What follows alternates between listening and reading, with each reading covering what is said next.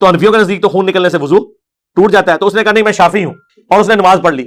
और इसके बाद वो बोलते हैं कि ये लोग अपने नफ्स की पैरवी करते हैं। ना सरकार ना, थोड़े एजुकेट हो जाओ, अपने मदरसों से अपने दरबों से बाहर निकलो, दुनिया चेंज हो चुकी है। और इधर हनफियों ने जो ये गलत मसला घड़ा खून निकलने वाला, ये किस हदीस के अंदर, किस आयत के अंदर आया है कि खून निकलने से वजू टूट जाता है?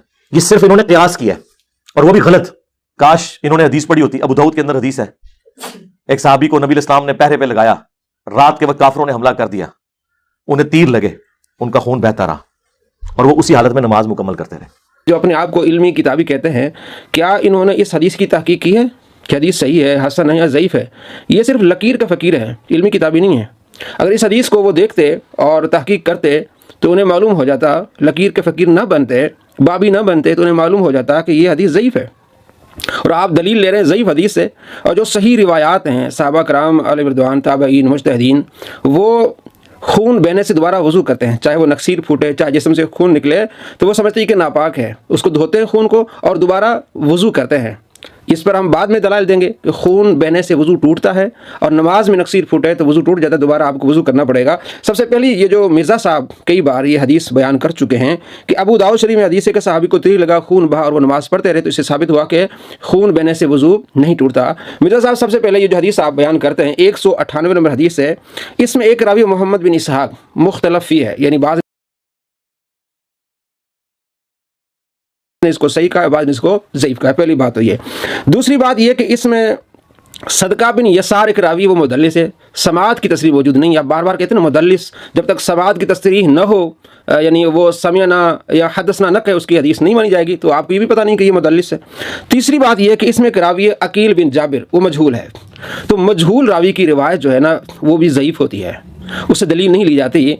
अब मैं आपको दिखाने वाला हूँ, ये है अबू दाऊद शरीफ की हदीस है 198, जिसमें ये वाक़या मौजूद है। अब मैं आपको दिखाता हूँ कि मुहक्किकीन ने इस रिवायत को ज़ईफ़ कहा है।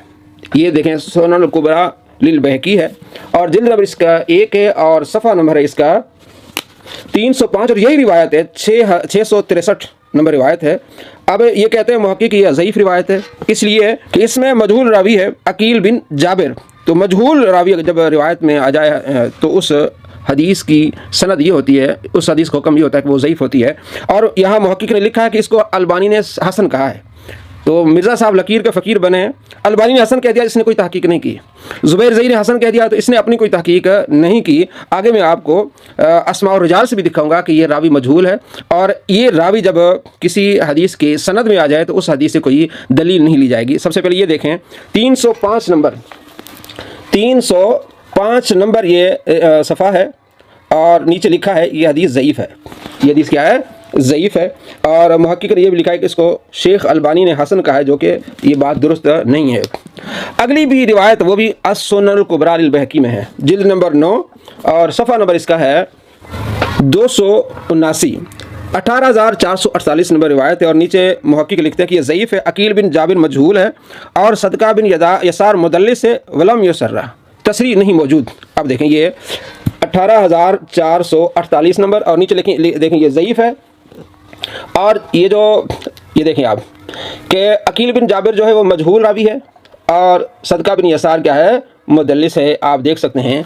अब मैं आपको मीज़ानुल एतदाल से आपको दिखाता हूँ कि ये मजहूल रावी है। तो मजहूल रावी जब सनद में आ जाए तो वो सनद ज़ईफ़ होती है। तो ज़ईफ़ हदीस से, रिवायत से जनाब आप दलील लेते हैं, और इमाम अबू हनीफा रहमतुल्लाह अलैह को कहते हैं कि ये जो है इनका मौक़िफ़ गलत है, नऊज़ बिल्लाह मिन ज़ालिक।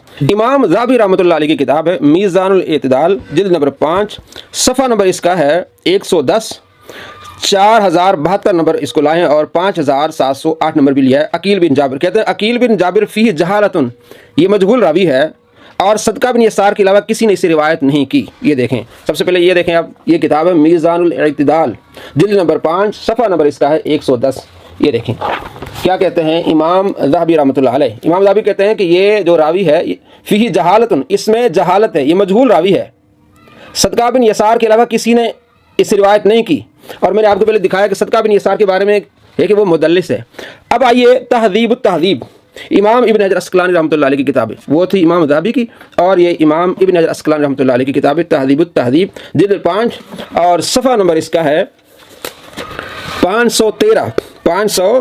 इसमें कहते हैं कि ये जो अकील है, इसको अबू अकील भी कहा गया है, और अब्दुर्रहमान भी नाम रखा गया इसका, मोहम्मद बिन जाबिर कहा गया। इमाम बुखारी कहते हैं इसके 10 नाम हैं, यानी इतनी इसमें जहालत है, इसके नाम भी कोई कन्फर्म नहीं है।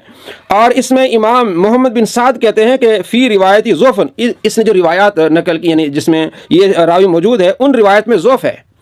जिन रिवायात की सनद में अकील बिन जाबिर होगा वो ज़ईफ़ रिवायात होंगी। मोहम्मद बिन साद कहते हैं वलैस युहतज्जु बिही, और उस रिवायत से सबूत नहीं लिया जाएगा। मोहम्मद बिन साद मुहद्दिस कहते हैं कि उस रिवायत से सबूत नहीं लिया जाएगा। मिर्ज़ा साहब आप कहीं के नहीं रहे, आप तो कहते हैं कि उस रिवायत में है कि सहाबी के जिस्म से खून निकला और फिर इससे साबित हुआ कि जनाब खून बहने से वज़ू नहीं टूटता। मोहम्मद बिन साद कहते हैं कि ऐसी रिवायत जिसमें अकील बिन जाबिर है उस रिवायत से दलील नहीं ली जाएगी। ये देखें तहदीब तहदीब और सफ़ा नंबर 513 और जिल्द नंबर इसकी 5 है, ये आप देख सकते हैं। ये आपको हम जूम करके आपको दिखा रहे हैं। जनाब मिर्ज़ा साहब आप इल्मी किताबी बने, किताबों को उठाएं और पढ़ें और देखें कि मुहद्दिसीन ने क्या लिखा है। आप लकीर के फ़कीर बने हुए हैं। सिर्फ अलबानी ने हसन कह दिया जनाब हसन है, ज़ुबैर ज़ई ने हसन कह दिया हसन है। तो दोस्तों आपको मैंने काफ़ी सारी किताबों से वाज़े करके दिखाया कि जो रिवायत 198 नंबर कि सहाबी को तीर लगा और खून बहा और खून जारी था, वो नमाज़ पढ़ते रहे, इससे जो दलील लेते हैं ये दलील इनकी साबित नहीं है, क्योंकि ये रिवायत ज़ईफ़ है। इसमें रावी है अकील बिन जाबिर, मजहूल रावी है। सदका बिन यसार मुदल्लिस से रिवायत जो समाद की तस्रीह मौजूद नहीं है। अब मैंने दिखाया अस-सुनन अल-कुबरा बहकी से कि यह ज़ईफ़ रिवायत है। अलबानी ने इसको हसन कह दिया अपने ज़ोम में, तो मिर्ज़ा साहब इसको बार बार सुनाते हैं। अब आइए कि खून बहने से, चाहे वो नक्सीर फूटे या जिस्म से खून निकले, तो वज़ू टूट जाता है और उस जहाँ खून लगा है तो उसको कपड़े को धोना पड़ेगा। सबसे पहले ये बात, ये सुनन अबी दाऊद, अब इसकी हदीस नंबर है 1114। आप सल्लल्लाहु तआला अलैहि वसल्लम इरशाद फरमाया इदा अहदस अहदुकुम फी सलाती, जब बंदा कोई नमाज में बेवज़ू हो जाए, फलयाखुद बिअनफ़िही सुम्मा लियनसरिफ, फिर अपना हाथ नाक पे रखे और वहाँ से निकल जाए। यानी कि ये बताना मकसूद करे कि जनाब मेरी नक्सीर फूटी है तो मैं अब जा रहा हूँ।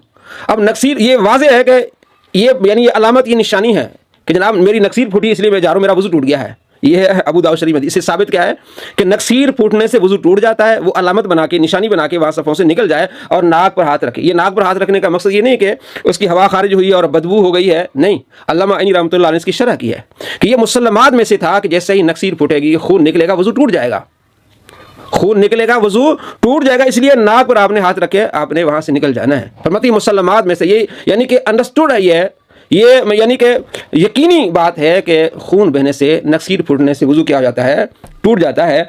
मौता इमाम मालिक रहमतुल्लाह अलैह, इमाम मालिक की किताब है अल मौता।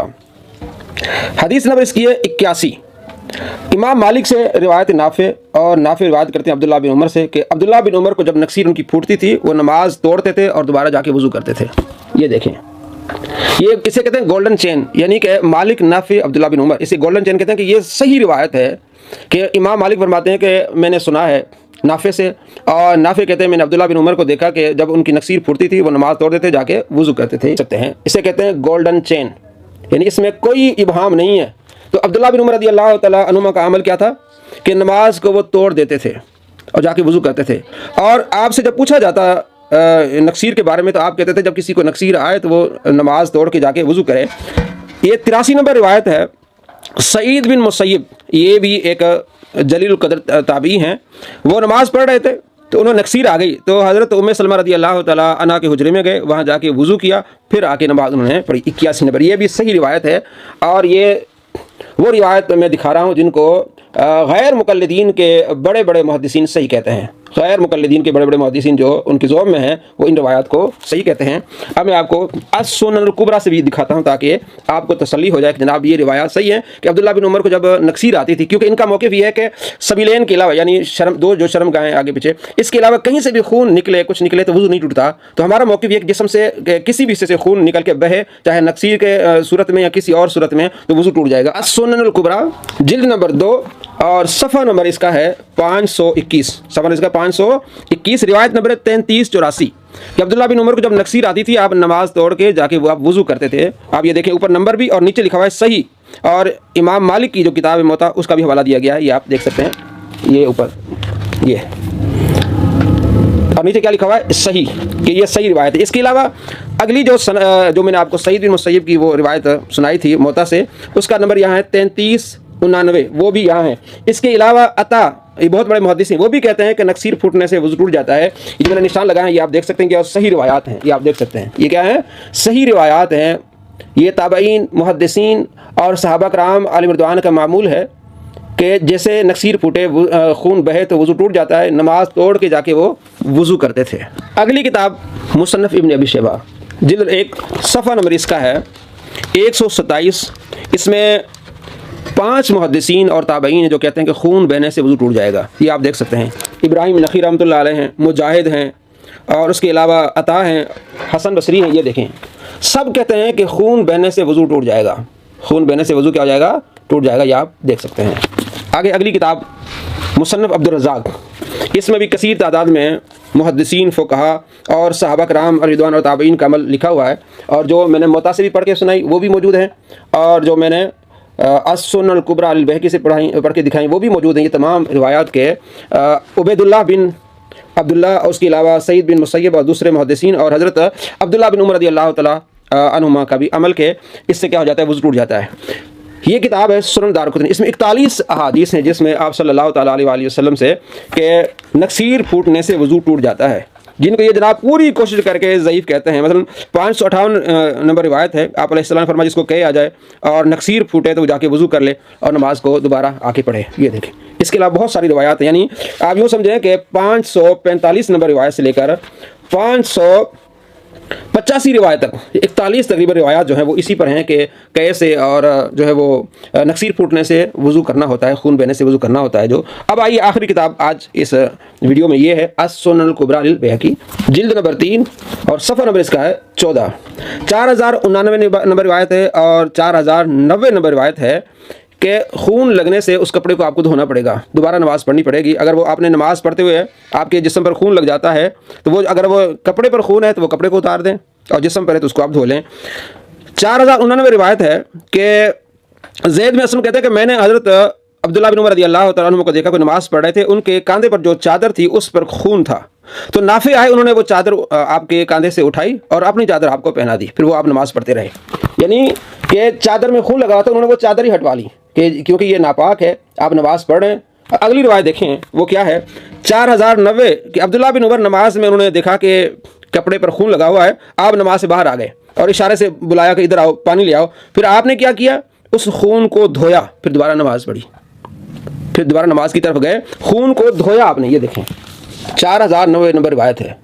आप नमाज की हालत में आपने देखा कि कपड़े पर खून लगा हुआ है, आपने नमाज तोड़ी, नमाज निकले और आपने जाके उसको धोया। और एक ये मसला है कि फिर बात नहीं की, धो के तो आप वहाँ जहाँ से आपने नमाज से निकले थे तो वहाँ दोबारा आपने वो नमाज शुरू की, यानी उस पर बना की। ये अलग से मसाइल हैं कि किन हालात में आपने नमाज के अंदर कोई ऐसा काम करना है तो वो आप काम करके वज़ू टूटा है तो वज़ू करके दोबारा आके आपने नमाज की बिना उसी जगह करना है, इसको कहते हैं नमाज पर बिना करना। तो ये हज़रत अब्दुल्लाह बिन उमर ऐसा करते थे कि नक्सीर फूटी के फ़ौरन जाके वज़ू करते थे, जहाँ नमाज में आपने जो जितनी रकातें रहती थी वहाँ से उसको आप कंटिन्यू करते थे। तो इन रिवायात और दलाइल से मालूम हुआ कि नक्सीर फूटने से, खून बहने से वज़ू टूट जाता है। ये दलाइल है हमारे पास सहाबा कराम अलैहि रिदवान से, ताबईन से, मुहद्दिसीन से, और बिलखुसूस ये गोल्डन चेन है मालिक नाफी अब्दुल्लाह बिन उमर कि आपको नक्सीर आई, आपने जाके वज़ू किया। सईद बिन मुसय्यब हैं, हज़रत अब्दुल्लाह बिन उमर के बेटे हैं, अता हैं, इब्राहिम नखी हैं। ये दलाइल हमने आपको दिया। और जो ये रिवायत पेश करते हैं उसके बारे में हमने आपको बताया। 198 नंबर रिवायत अबू दाऊद से, उसमें अकील बिन जाबिर मजहूल रावी हैं, मोहम्मद बिन इसाक मुख्तलिफ़ी रावी हैं, सदका बिन यसार वो मुदल्लिस हैं। तो ऐसी रिवायत से दलील लेना, मोहम्मद बिन इसाक कहते हैं कि ये ज़ईफ़ रिवायत, इसकी रिवायत ज़ईफ़ होती है और इनकी रिवायत से आप दलील ले भी नहीं सकते। सिर्फ इनकी यहाँ सिर्फ एक ही रिवायत ही अकील बिन जाबिर से कुतुब सिता में सिर्फ एक ही रिवायत है, यही 198, और कोई रिवायत नहीं अकील बिन जाबिर से। मुहद्दिसीन कहते हैं मजहूल, इमाम ज़हाबी कहते हैं मजहूल है, इमाम इब्न हजर अस्क़लानी रहमतुल्लाह अलैह कहते हैं मजहूल है। तो मजहूल जब सनद में आ जाए तो वो हदीस ज़ईफ़ होती है। तो ज़ईफ़ हदीस से आप मसला नहीं अखज़ करते। ये मिर्ज़ा साहब बार बार कहते हैं, मिर्ज़ा साहब आप लकीर के फ़कीर ना बने, आप तहकीक करें। जिसको बार बार आप रिवायत को पेश करते हैं वो तो ज़ईफ़ है, उसूल मुहद्दिसीन पर वो ज़ईफ़ है। और जो हम आपको पेश करते हैं गोल्डन चेन है मालिक नाफी अब्दुल्ला कि जब उनको नक्सीर फूटती थी तो आप दोबारा जाके वज़ू करते थे। अल्लाह करीम अमल की तौफीक नसीब फरमाए और ऐसे लोगों को अल्लाह तबारक व तआला हिदायत नसीब फरमाए जो फितना पैदा करते हैं और मुहद्दिसीन के बारे में कहते हैं कि इनका मौक़िफ़ गलत है और ये है वो है अल-अमान वल हफ़ीज़। अस्सलामु अलैकुम व रहमतुल्लाहि व बरकातुहू।